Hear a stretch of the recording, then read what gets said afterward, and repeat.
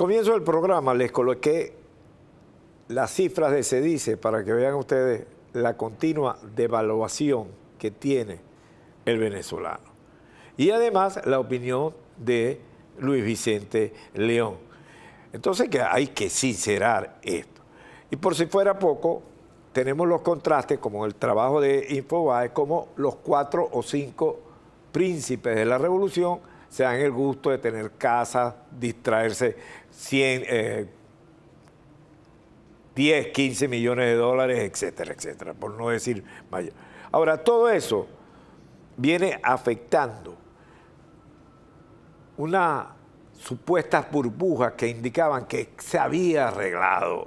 Siempre, como juega Miraflores, te coloca como un faro de esperanza y la esperanza se convierte en una vela que se apaga. Bueno, hoy vimos, la Venezuela se arregló y lo de Chevron. ¿Qué ocurre con esto? ¿Qué hay detrás de esto? Nos vamos con Antonio de la Cruz, analista político, presidente de Interamérica Tren. Antonio, muchas gracias por estar con nosotros. ¿Qué nos puedes decir al respecto? Muchas gracias, Leopoldo, por la invitación. ¿Qué ocurre? En Venezuela, el régimen de Maduro crea narrativas partiendo de la posverdad, que es básicamente lo que hoy se utiliza en los gobiernos populistas. Y son los 3 elementos: la posverdad, el populismo y la polarización. Entonces, ¿qué ocurre? Que en ese sentido, hace 2 años, cuando salíamos de la hiperinflación y de esa gran contracción económica que tuvimos por 7 años, ¿verdad? Del 2013 al 2020, que llegamos a perder 80% del Producto Interno Bruto, vinimos y utilizamos el dólar como el mecanismo para intercambiar bienes de servicio y comprar bienes también. Entonces, ¿qué ocurre? Que eso permitió, de alguna manera, salir de esa hiperinflación y bajar a un cierto nivel. Recordemos que ahí se logró mantener el bolívar frente al dólar a unos 4 bolívares por dólar. Eso le permitió, con el salario que se estaba en ese momento, alrededor de unos 50, 60 dólares, ¿verdad?, permitió que la población pudiese sobrevivir. ¿Qué ocurre? Que al no tener los dólares necesarios para poder seguir sosteniendo esa economía y quedándose, aumentando la depreciación del bolívar frente al dólar, llegamos a tener que el salario se redujo a 4, más o menos a 4 mínimo, a 4 dólares, contra una cesta, una canasta alimenticia de 300, 500 dólares. Por supuesto, la gente hoy está pasando hambre. Hoy el gran problema que tiene Venezuela no es la escasez, porque ya la escasez se consigue en los productos, pero está muy caro. Es que la gente no tiene capacidad de comprar y hay hambre en el país. Un profesor universitario con posgrado y doctorado gana 40 dólares, no le da como vivir. Entonces, comen un día y un día. Entonces, sí, lo que está... El deterioro es enorme, el poder adquisitivo se ha venido abajo, el venezolano cada día es más pobre, cada vez los bienes y servicios le cuestan más. Si hay una propuesta que hay que hacer hoy, desde el punto de vista electoral, desde el punto de vista de resolver la crisis en Venezuela, uno es cómo vamos a poner a comer a esta gente, cómo vamos a crear esos programas para poder tener acceso a los alimentos, porque hay hambre en Venezuela. Entonces, y vimos cómo desde enero a julio volvimos a ver el efecto de la inflación, de esa habla anualizada de 439%, según el Observatorio Venezolano de Finanzas. Y entonces, y tenemos una acumulada de 100, o sea que lo que tú comprabas en enero a un bolívar o un dólar, hoy te cuesta 2 dólares para los primeros 7 meses. Entonces, esa situación es muy fuerte. Y además, al no tener la economía consumo por parte de los venezolanos y ventas por parte de los que generan, porque si no hay consumo no hay venta, y el gasto público reducido porque no tienen dólar, la economía cayó en los primeros 2 meses. Es decir, en otras palabras, la burbuja reventó, surgió la inflación, que es el impuesto de los pobres. El impuesto de los pobres. Y eso que la economía venía actuando no sucedió porque tuviste 2 caídas, 2 PIB en 2 trimestres seguidos, y de acuerdo a la definición de 2 caídas de 2 picos consecutivos, es que está una economía en recesión. Entonces vuelve a aparecer el fantasma de la recesión de la que se había supuestamente salido en el 20, y eso sí te trae también consecuencias, porque el aparato productivo no genera lo suficiente como para poder mover esa economía. Entonces, ahí es donde surge el efecto Chevron.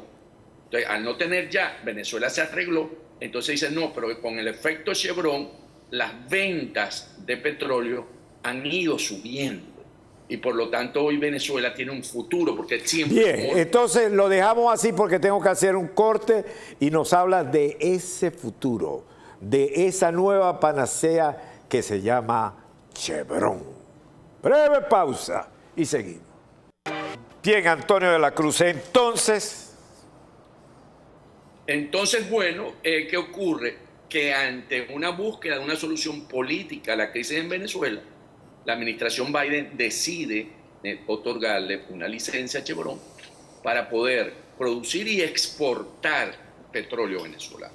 O sea, por primera vez, una socia de una empresa mixta de Venezuela tiene el mando de la exportación, porque ese derecho está único y exclusivamente en la ley de hidrocarburos asignado a la estatal petrolera de PDVSA. Entonces, allí, en ese esfuerzo que le entregan, entonces empezamos a ver cómo Chevron empieza a aumentar su producción en los campos en el Zulia y en los campos en Oriente. Y vemos cómo aumenta progresivamente el hecho. Y con ello, con ese pequeño aumento, está teniendo ingresos en dólares el régimen de Maduro, que está utilizando para colocarlo en el mercado cambiario, para poder tener, porque él en este momento piensa controlar la inflación a través de sostener la devaluación del bolívar. Es decir, otra palabra, quemar dólares para mantener el bolívar. El bolívar, y que no genera una actividad reproductiva, porque lo que está es quemando dólares. ¿Por qué quema los dólares? Porque necesita lavar dinero. Recordemos que ahí hay una actividad ilícita que genera al año, más o menos está estimado, en unos 7.000, 8.000 millones de dólares, y de los cuales una gran parte de esa se lava a través de esos dólares, una parte, porque hay un sector también privado que utiliza, pero la mayoría es para lavado de dinero. Entonces, ese efecto Chevron, para dar un número, de los 2.665 millones de dólares que colocó el Banco Central de Venezuela a la banca para sostenerlo, de eso Chevron aportó en términos no directos, pero se lo dio al régimen 980 millones de dólares que provinieron de los pagos que le hicieron por las exportaciones de crudo a las refinerías del Golfo de Venezuela. Pero cuando vemos la curva, la serie completa... Ahora, ¿quién está manejando la operación del petróleo como tal? Chevron. Es Chevron directamente. Chevron, o sea, no tenemos estos autoridades que nombró, que se cogieron 14 millones de dólares y tal. Estos personajes ya están fuera de la industria. Sí, porque fue la única condición que puso Chevron para poder regresar. Ah, ok. ¿Y qué pasa? Que eso es básicamente la privatización de la actividad de hidrocarburos en Venezuela. Cuando critican a María Corina Machado, ellos lo están haciendo. Ellos están entregando la producción y la exportación del crudo a Chevron. Pero menos mal, porque no lo supieron manejar. Lo que hicieron fue que se cogieron los cobres. Exacto. Y entonces eso va a facilitar de alguna manera, utilizando ese mecanismo en un gobierno de transición, con una posibilidad de un gobierno de María Corina Machado, poder ir a ese esquema, porque es lo que te permite salir. Pero un momentico, ¿qué gobierno de transición? La transición la están haciendo ellos. Sacaron unos individuos y ahora le están a los museos para que les manejen el negocio que ellos no lo saben. Eso es lo que están haciendo. Gobierno de transición, estoy hablando de que una salida de Nicolás Maduro y un nuevo gobierno en Miraflores. Ah, bueno, pero vamos por partes. Para tocar Jón tiene que pasar por primera, por segunda, por tercera y después llega a Jón. Vamos primero por partes, a ver qué es lo que van a hacer ahora. Entonces, ¿qué pasa? Entonces ellos están en ese sentido aumentando el efecto Chevron, porque ¿qué es lo que quieren decir? Como le dieron licencia y le quitaron las sanciones a Chevron, ven cómo nosotros tenemos esta gran oportunidad. Y no es cierto, porque cuando vemos la curva, desde el 20 viene aumentando, desde septiembre, cuando decidieron empezar a traer los cargamentos de nafta de Irán, y mezclarlo con la faja, con el crudo extrapesado de la faja petrolífera, ellos empezaron a aumentar la producción. Y es cierto, ha habido un incremento de un 11% desde marzo a ahora, porque recordemos que los 2 primeros meses el coronel Tellechea dijo, no, separan todos los contratos porque estamos en una auditoría y aquí hay que averiguar. Pero ese 11% que ha aumentado la producción, no se ha visto reflejado en la demanda agregada interna. O sea, que aquello que siempre decíamos que PDVSA era la primer carro de la locomotora de la economía, porque arrastraba a los otros. ¿Y por qué no se ha visto? ¿Por qué no se ha visto? Porque no es suficiente, no hay suficiente ingreso, no hay suficiente actividad. Lo estás haciendo de una manera. Cuando Chevron quiere sacar el crudo del lago de Maracaibo, tiene problemas porque no puede entrar con su barco por el dragado del canal. Entonces no genera todas esas actividades conexas que se generan. No tienes una industria de servicio que te permite, porque la expropiaron y la destruyeron. Entonces reconstruir toda esa cadena de valor va a tomar tiempo, requiere inversiones. Entonces no se ve. O sea, en el fondo lo que hemos es retrocedido a una época de muchos años atrás. El dragado no se hace. Entonces, por supuesto, no pueden entrar barcos. Exacto. Y cuando tú tienes buscando los contratistas para poder manejar y qué es lo que te acelera, porque ¿qué es lo que pasa? Que la industria petrolera demanda una serie de servicios y eso no los tiene, no tienen las especializaciones, no tienen ya los talleres que tenía, que eran súper especializados para la industria petrolera. Entonces no tienes esas capacidades y por lo tanto no lo estás viendo reflejado. Entonces lo que estás viendo es los ingresos en divisas para sostener el bolívar, pero no para la actividad interna. Por eso hay una caída del Producto Interno Bruto.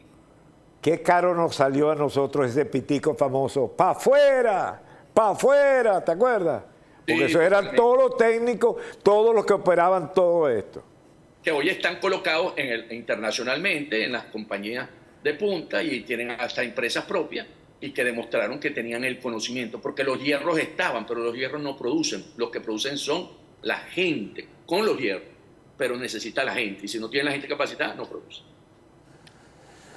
O sea, ahora vamos para atrás, vamos a comenzar, como si vengan ustedes y háganos el negocio y háganos tal, y lo que vamos a hacer es, y lo único que quiero es que me entreguen el dinero para mantener fuerte el bolívar. Eso Es lo que estamos haciendo, buscar cómo eso, porque eso le permite también, si él logra tener más o menos un estimado de unos 2.000 millones de dólares de ingresos mensuales, que por eso siempre hablan del 1.000.000 de barriles de exportación, ahí podría empezar a haber un incremento del salario mínimo. De otra manera no lo puede sostener. ya, está muy claro, Antonio, está muy claro. Muchas gracias por la información, está muy claro. Un salto hacia atrás para tratar de mantener un cierto nivel, porque son incapaces, incompetentes y no lo pueden hacer. Y no brindan confianza tampoco. Entonces tiene que venir el old gringo para acá a decirnos cómo se hace la cosa, etcétera, etcétera, y a manejar. Entonces volveremos a los campamentos petroleros, etcétera, etcétera.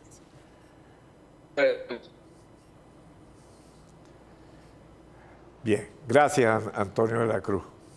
Un gran placer, Leopoldo. Esto en el fondo es triste. Venezuela tuvo todos esos seres preparados, capacitados. Las empresas norteamericanas, inglesas, etcétera, holandesas se fueron. Los venezolanos la siguieron manejando, le hicieron. Pero ¿se acuerdan el pito? ¡Pa' afuera! ¡Pa' afuera! Ese pa' afuera nos ha salido costosísimo. Y ahora vamos para atrás, para atrás. Breve pausa.